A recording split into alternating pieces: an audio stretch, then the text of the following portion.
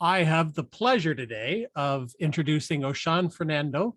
He's the group commissioner of the 58th Hamilton Scout Group.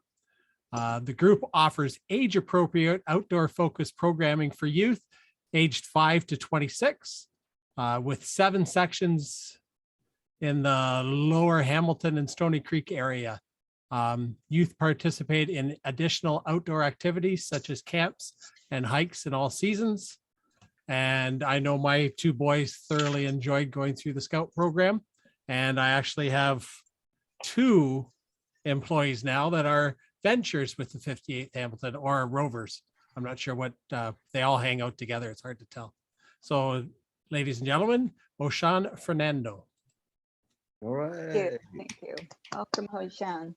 Thank you for those kind words, and to the Rotary Club of Hamilton Stony Creek for inviting me and giving me the opportunity to speak to you today about the 50th Hamilton Scout Group.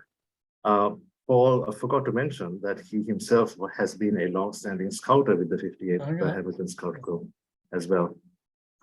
So thank you for everything you did for our group as well, Paul.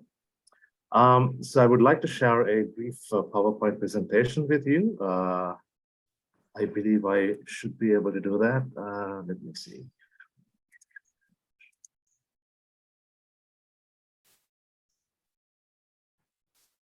Can everyone see my slides? Yeah. Or the first slide? Yeah. Okay, so the 50th Hamilton Scout Group is it belongs to Scouts Canada, one of the constituent units of Scouts Canada. And I'm sure most of you are familiar with the scouting movement. So I'm not going to go into a deep history about scouting itself.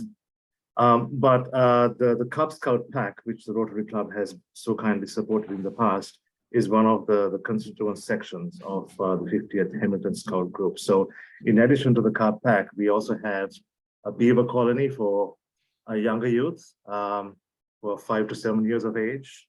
The Cubs are, of course, for those who are aged 8 to 10. The Scout Troop is for youth ages 11 to 14. The Venturer Company is for those who are between 15 and 18 years of age.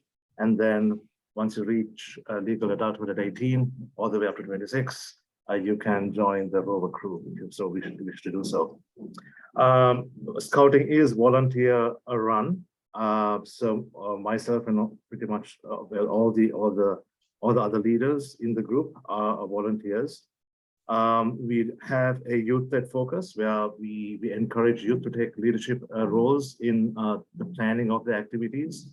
And they do that in an age-appropriate way. So at the beaver level, they need more input, but as they advance within their sections and with age, their ability to do so increases. And by the time they get to venturers, they're pretty much planning their own programming for the most part. And the volunteer leaders are always available to help and provide guidance and advice. We have, to be frank, faced numerous challenges, particularly in the context of COVID over the past 2 years. We used to have 2 Cub Packs for youth aged 8 to 10 and 2 beaver colonies for the younger kids. But due to leader attrition, we've had, and also the lack of availability of space for a good a while at Lake Avenue School, which is where we used to meet, we've had to amalgamate the 2 colonies into one and the 2 Cub Packs into one. So we now have 5 sections in our group. We're always looking for volunteer leaders. We have a shortage of leaders, so that's always a challenge. So we are, at the moment in a rebuilding phase, so to speak, as the COVID-19 restrictions that have been in place for the past 2 years become progressively lifted. So because of these challenges and to kind of leverage the strengths of the limited resources that we have, for the past 6 months or so, we've been having joint meetings. This is, I'm speaking here of the Cub Pack with the neighboring 31st Hamilton Cub Pack. So they had a few leaders, we had a few leaders and a few kids. So we've combined and we have joint meetings, and that seems to be working fairly well and seems to be beneficial to both groups. The good news, of course, is that we have been permitted by Scouts Canada to resume outdoor activities such as camping and hiking after a period of about 2 years, and the youth have benefited from some of those outings over the past several months. So something that interesting that happened over the past 2 years in the context of COVID was that Scouts Canada itself began to produce structured programming to help groups such as myself in planning and delivering programming to the youth. I'll speak a little bit about that later on in my presentation. Another development that has occurred over the past 2 or 3 years is that Scouts Canada and also our group as well have been aligning our activities with the United Nations Sustainable Development Goals. So Scouting is kind of it's an educational movement. It's a non-formal educational movement. But at the same time, through the fun and frolic, there is always a grander purpose of making, of training the youth to be better citizens in this world, to participate in activities that would lead to the betterment of society, and having a unified theme around the UN Sustainable Development Goals. So there are 17 goals that you can see over here, provides that sense of structure and guidance to Scout groups in Canada and around the world as they kind of develop and deliver their programming to the youth. So the UN has 17 goals, for example, starting with no poverty, zero hunger, to gender equality, clean water and sanitation, so on and so forth. So getting back to the structured programming that Scouts Canada was helping develop. So aligning themselves with the UN's Sustainable Development Goals, Scouts Canada has been developing activities for Scout groups in Canada. So one such activity that our group participated in last year, sometime from around September until December or so, was around the world in 60 days. So what happened was, for a period of 8 or 10 weeks, we learned about each of these countries, for example, South Korea, Australia, Argentina, Egypt, Denmark, and each of those meetings were also linked with a particular theme. So for example, Australia was linked with making waves, South Korea with contraption action. So there were activities linked to those countries and around the themes that are mentioned over here that are visible. So to give you an example how that actually worked in practice, so here you can see our Cubs participating in one of the week's activities. So the theme for this week was Australia making waves. So you can see them building and floating boats out of recycled materials, and while also at the same time learning about the importance of protecting the oceans and the life under the sea. So it's a fun activity. They were split into teams and they got together, and the team that created the most buoyant boat got a prize as well. So it was an excellent, engaging activity. Similarly, one of the activities we did during another meeting was Light Up the Night with the focus on Denmark. And during that week's meeting, the Cubs were able to learn about the night sky, the constellations, about light pollution, and also linked it back to scouting in learning how to pitch a tent in the dark. Another theme was, the country was Sri Lanka, and the focus was life on land. Again, there was a discussion about nature and protecting forests and the issues with deforestation. And also we learned something about the culture of Sri Lanka through a drumming activity. I'm going to play this video. I think you should be able to hear the audio as well. So let me know if it does not work, and I'll try to fiddle around with things.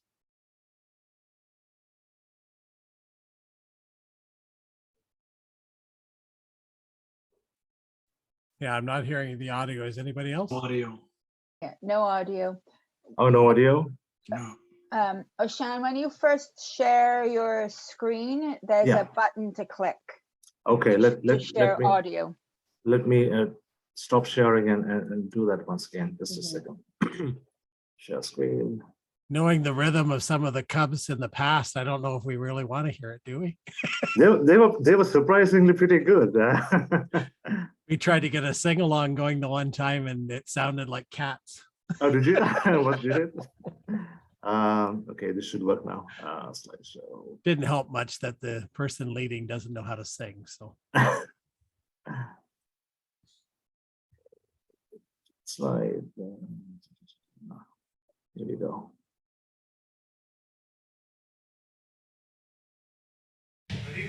there we go.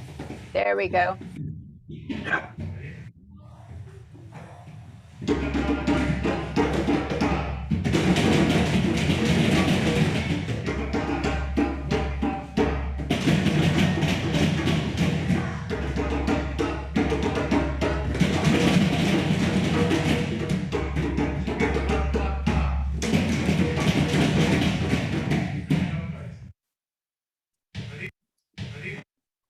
So there you go. So yeah, so they had a lot of fun.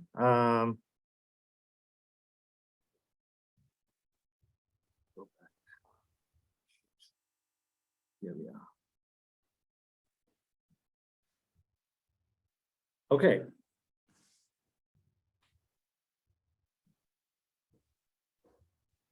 So as of September or so, we linked up with 31st Cub Pack.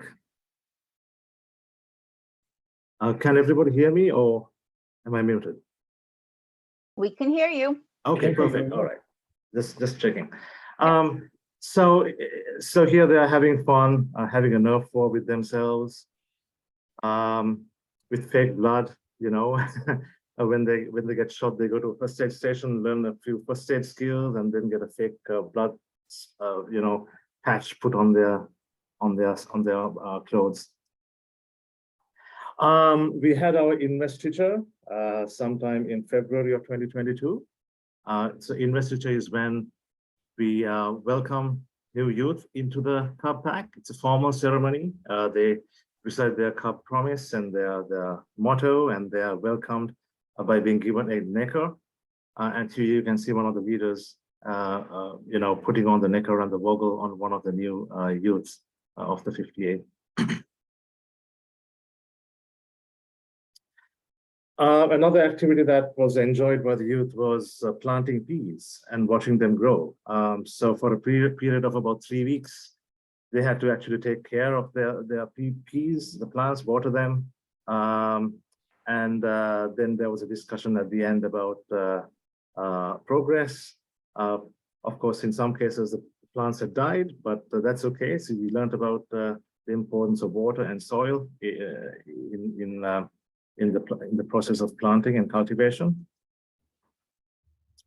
And a highlight, of course, was the first camp that we were able to have in 2 years, and this was in April of 2022. We camped up in Camp Nemo in Burlington, and the kids had a blast. It was well received, and you could the sense of being able to go out and camp again with their friends, that it made them so happy, and you know, we were so glad we were able to do that. So some fun activities also built into the meetings. For example, you know, they're playing Hungry Hippos here, and they were involved in building the slides and in the technological aspects of it as well. So leading up to the game, they were involved in building some of these slides.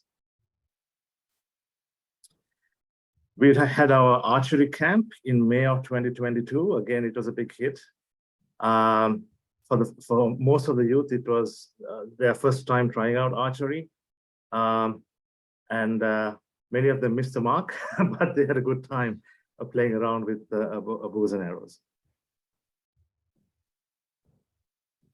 And coming up in a week or two is Super Mario Camp. Actually, the weekend of June 17th. So this was a camp that we had planned for the 50th Hamilton group back in 2020. As you can see, we made the crests, and the crest said 2020. but it's only this year that we are actually able to hold this group camp, and everybody's looking forward to attending group camp once again and getting back into the rhythm of things as things had been in the pre-COVID era. So in terms of our future plans, our focus currently is on rebuilding capacity through active volunteer and youth recruitment, and also building on partnerships with neighboring groups such as the 31st Hamilton and the 60th Hamilton groups, and to draw on each other's strengths in order to ensure a quality programming for our youth. So that's pretty much my presentation, but if you have any questions or comments, I'll be happy to address them. I have one question. Just what was the medium that you're growing the peas in? It looked like a piece of ice or something. It was actually a moist kitchen towel. Oh, Yeah. There, Sean. So how many kids in the pack or the group these days? So we have in the 58, we have 8 youth. 2 are about to join, so it will be 10 very soon. But when combined with the 31st, we have possibly around 16 or 17 youth. Awesome. So you talk about plans to rebuild and build your membership. How are you going about that? What are some of your tools you're using to build your membership? Right. Volunteers. So the major challenge right now for us is adult volunteers. We have youth who are willing to join, but because we have to maintain certain ratios for youth safety purposes, we have to first ensure that we have more volunteers. So the word has been put out far and wide that we are looking for volunteer scouters. The good news is that we have one parent who is interested and is going through the process of, the training that is required to become a volunteer. So she should be onboarded over the next month or so, which is good news. But I mean, to be frank, the structure of volunteering has kind of changed over time. So, the earlier model where someone became a scout or a volunteer and stuck with it for 5, 10, 15, 20 years, sometimes even 40, 50 years, is no longer de rigueur, it's for the exception. So what we have now are people wanting to do shorter stints of volunteering, and then move on to something else. I mean, some people might stick on, some people might not. And this is not a challenge faced just by the 58th. It's pretty much across Scouts Canada, and I'm guessing in other organizations that rely on volunteers as well. And Scouts Canada is cognizant of this fact. And my understanding is that there is a plan in place to change the volunteering structure in 2023, 2024 to allow for this new model of volunteering to be incorporated into scout groups. How long have you been involved yourself? Myself, with this group, since when my daughter joined Beavers, that was probably about 5 years ago. That's when I stepped in. But I've been a scout all my life. My youth was shaped in the scouting movement, and I benefited a lot from that, from everything to my activities, my hobbies, my interests, my career path. So I have a lot to give back, and I gained a lot from scouting, and hopefully I'll be able to continue doing that for some more years. Yeah, congratulations. So was the archery done at Camp Nemo? Yes, it was. Yeah. Yeah. So I think 2 of the scouters of the 31st are skilled in archery. So they took the lead in introducing the activity to the kids. My daughter attended camp, and she came back. She was telling me all these things about the different parts of a bow and the different types of bows and arrows, and I had no idea, and it showed that she had gained so much just from those 2 days at camp. There's a senior that graduated yesterday from Bishop Ryan High School that actually was introduced to archery on the 79th Hamilton Scouts, and he's going off to the Olympics for archery. So it was kind of cool that we were hearing the story. And then I had to go home and find my 79th. Oh, there you go. Scouter at 79th. because he was one of my scouts at one time and he came up and talked to me. Very nice. Yes. So, Oshan, it appears that you're meeting in with the two churches. You've moved from Riverdale to Rosedale and Bartonville. Is that like Yes. posing a problem for some of the kids getting to your meeting sites now? You don't appear to be in Riverdale anymore. You're right. So one of the reasons we had to move, there are two reasons. One is the fact that the school wasn't available for us for the longest time because of COVID. Yeah. But we had a pack already meeting at Trinity Lutheran Church, one of the 58 packs. So the obvious thing to do at the time was to kind of amalgamate the two so that we had space to meet. In terms of the challenge for some of the Riverdale parents, yes, you're right. Some of them, I know that there are a couple who actually, drive their kids, but then we are attracting youth from that area as well. So, but you are right. There is a little bit of a scouting desert, so to speak, in the Riverdale area because we don't have the ability or the volunteer numbers needed to offer that programming right now at Lake Avenue as we had in the past. Oshan, I have Yes, Tina. two questions. Yes. Do you still do all the different badges, like scouts and guides? I know they always had activities to do to earn badges. That's still a thing? Yeah, it is still a thing. So the badge program is continually evolving. So there are two major programs. One is called the Personal Achievement Badges, where the youth get to decide which badge they want to work on. They come up with a plan, and for example, if it's the space badge, so they do something around space, so learn something about space, build something, something around astronomy, and then once they finish their goals, then they're awarded the badge. And then there are what are called outer adventure skills badges, which are more structured. So there are 9 skills from sailing to camping to vertical skills that they kind of do on their own or as part of the group. So when you learn camping skills, when you spend so many X number of nights at camp, you tick off those boxes and you earn your badges as you progress through the program. Great. And I mean, I think that probably answers my second question, which is, who sets the curriculum? Is there a curriculum from Scouts Canada that you then have to follow, but can you inject your own sort of flair or version of it? Right, very good question. So for the outer adventure skills badges, there are certain requirements. So let's say camping 1, there are maybe 8 or 10 requirements. So maybe spend 1 night at camp, learn how to pack your bag. And once they fulfill all those requirements, they get the camping 1. As they move on to camping 2, the requirements are a little bit more challenging. So maybe spend 2 nights in camp, help another scout with their, camping. But once you get to camping 9, it's pretty much, it's structured. Again, you're required to do certain things. So, but it's,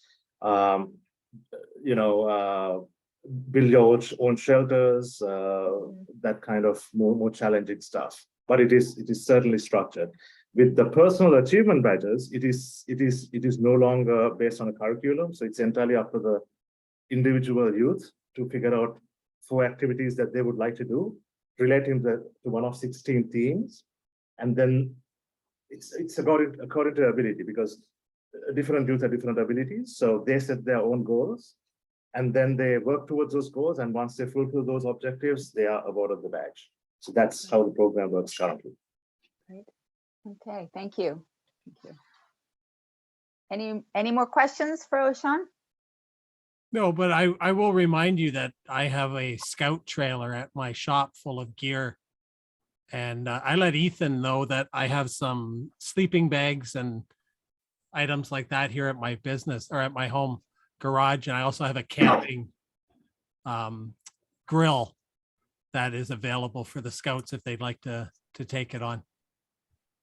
Thank you. I'll let the troop know. Yeah, because I know the venture trailer disappeared. You did, yes. Yes, so it's there. Ethan knows, he has the key. Okay, thank you. Another question, Oshan. Do you rely on donations for everything, or is there any funding that comes from Scouts Canada for the things that you do? So from Scouts Canada, we don't get anything at all. So there is in terms of membership, there's a $230 annual fee to register a youth in the scouting program. And there's a program called No One Left Behind that subsidizes families who are eligible to receive the subsidy, so that fee can be reduced even up to $30 or $40 or even less, depending on the level of family income. But that registration fee goes entirely towards Scouts Canada for insurance, programming, and for administrative reasons. We don't get any money from that. So we are self-funding. So we have to find the money ourselves at the group level. So it's for that reason that we run various fundraising activities like Scouts Coffee or Scout Popcorn. We've been having a bit of a gift card fundraiser where from time to time we sell gift cards to earn money. And it's those funds that we use to support our group as well as the constituent sections of the group. Great. And Okay, Scout okay. coffee is very, very good. Yeah, so I saw a post about Scout Coffee. So where is this coffee? How can we get it? You go, there's a link there on, oh, Sean, you tell them. Yeah, it's entirely online. So pretty much in the context of COVID, I mean, even popcorn, we used to kind of the youth used to take forms home and get them filled out, and then we used to bring up order and distribute it. But it's entirely online now. So what happens is there are websites, for example, it's housecoffee.ca, if I'm not mistaken, but I can certainly check for you and get back to you about the exact website. But once you go there, you can select the products you wish to order, and then at the point of checkout, you can choose which group to support with your order, and then a percentage of the proceeds are then periodically, sent to our group by Scouts Canada. Okay, great, great. Good to know. Well, we'll share that link, right, Paul? So that everyone can pitch in. I shared it on Facebook 3 days ago on the Rotary website, on the I think Rotary. that's where I Facebook saw page. it, but not everyone here is on Facebook, right, Rick? Well, I can't make people find places. Well, we'll find the link to the website and we'll put it in an email to all our members. So hopefully you see a jump in sales. Thank you. Any more questions or comments for Oshan? I, Paul, there you are. Thank I- you, Paul. That might not work. That's a lot more letters than what I'm looking at here. Oh, Yeah, sorry. Let's try that again. That's better. Thank you. There it is. I'll Okay. send I'll send you a link. You're talking about gift cards. There's actually a really cool website that my robotics team put on. It's called Flip Give. Yeah. And the members and the parents and the team itself uses it to buy things. Yeah. They buy gift cards and things like that online. And the team made over $6,000 this year just on Flip Give purchases. And it's basically you're buying things you're going to buy anyways, but you buy a Right. gift card beforehand. Like Yeah. Tim Hortons was probably the biggest seller. They'd buy a Right. Tim Hortons gift card, put it on their phone and pay with their phone. So Yeah. it's been really helpful. And the electronics drive might be one you guys might want to look into, and I can That's help right. out with that. If Yeah. you want to go that way, I can supply the trucks and make the connection for you. Okay. Thanks, Paul. All right. Well, if there are no more questions for Oshan, then I have the pleasure of thanking you today, Oshan. And as always, we love hearing from the Scouts because I don't know about everyone else, but it takes me right back to my youth and I get itching to go outdoors and do camping and all those really fun activities. So you do great work, and I'm sure it was long overdue, that feeling to get outside and finally do activities again due to the pandemic. And I recall back in the day when I was a volunteer coordinator and we were doing events, our very best volunteers were Scouts or former Scouts because they were great problem solvers. So they could put up structures. Anyway, I just remember how much people learn in that. So thank you so much for joining us today and for continuing your work. And you probably know this, but when we have a speaker such as yourself, we make a donation to Polio Plus to inoculate 40 children against polio. So that is being done in your name. But we also know the importance of donations to your group. So thank you, Paul. I saw what you were holding up there. If you could do that again. We are super pleased to continue our support of your group by making our annual donation of $1,000 to your Scouts group. So thank you so much and good luck. And we hope that that really helps with all your programming this summer. Well, thank you so much for having me. It's been a pleasure, as always, to come and speak to the club about our activities. And thanks also for your ongoing support. It is much appreciated. Thank you. Well, Sean, what night do the Cubs meet? So the Cubs meet Monday nights, typically. At the moment at Delta United with the 31st. At Delta United? That's correct, yes. Okay, maybe I'll bring the check by on Monday night then. I might not be there, Paul, Okay. but you can give it to one of the other 58 Scouters, either Owen or Judy. Okay. I remember Owen. Great. Thank you. This tall. Yeah. And we have several members who couldn't be here today. Martina, you know well, and Dan and others. And so they're just so sorry to miss you, but that's one of the reasons why we've recorded your presentation so they can catch up as